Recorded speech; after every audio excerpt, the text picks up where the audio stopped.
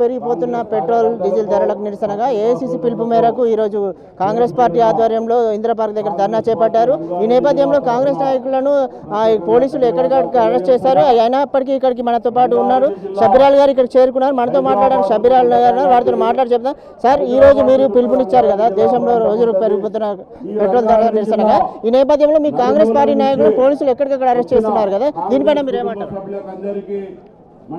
పోలీసులు ప్రజాస్వామ్యంను ఖూనీ చేస్తున్నారు। మేము ప్రజాస్వామ్యం పద్ధతిలో ధర్నా కార్యక్రమం అనౌన్స్ చేసినాం, కానీ వాళ్ళు రాత్రికే మా కాంగ్రెస్ నాయకులకు కామారెడ్డిలో ఇప్పుడే మా జెడ్పీటీసీ ఉన్నాడు, బాన్స్వాడలో, తాండూరులో, అట్లా ప్రతి చోట అరెస్ట్ చేయడము ఇది మంచిది కాదు।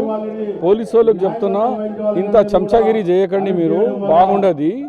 లా అండ్ ఆర్డర్కు ఎక్కడ బ్రేక్ చేయలేదు కాంగ్రెస్ పార్టీ ఎప్పటి వరకు। వైలెన్స్ అంటే కాంగ్రెస్కు ఇది మహాత్మా గాంధీ పార్టీ, ఎప్పుడైనా కానీ మేము నాన్ వైలెన్స్ పార్టీ ఇది కాబట్టి ఇప్పుడు కూడా చెప్తున్నాను, మీరు మంచిగా కండి, లేకుంటే రేవంత్ రెడ్డి గారు చెప్పినట్టు నెక్స్ట్ ధర్నా మేము జైల్ బోరో పోలీస్ స్టేషన్ మీదనే మా ఉద్యమం ఉంటుందని కూడా చెప్తున్నా, జాగ్రత్త। మీరు చెప్తున్నారు గవర్నర్ దగ్గరికి వెళ్ళి వినతి పత్రం అందిస్తారని చెప్తున్నారు, కానీ ఇప్పటికే పోలీసులు భారీ ఎత్తున మోహరించారు కదా, మీ కార్యాచరణ ఎలా ఉండబోతుంది? ఇప్పుడు మీ కార్యాచరణ దీనిపైన ఎలా ఉండబోతుంది? ఇక ఉంటుంది, చూడండి। నమస్తే।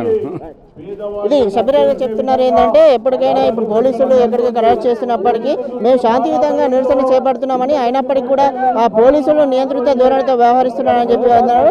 ఏదైనప్పటికీ ప్రజల తరపున మేము కాంగ్రెస్ పార్టీ పోరాటం చేస్తుందని, ఆ పోలీసులు అడ్డుకుంటే మాత్రం తీవ్రంగా ఏదైతే రేవంత్ రెడ్డి గారు చెప్పారో జైలు భరో కార్యక్రమాన్ని నిర్వహిస్తామని చెప్పి ఆ షబీరాల్ చెప్తున్న పరిస్థితి ఇది। ఇక్కడ ఉన్న పరిస్థితి కెమెరామెన్ గురుమూర్తితో నవీన్, V3 న్యూస్, హైదరాబాద్।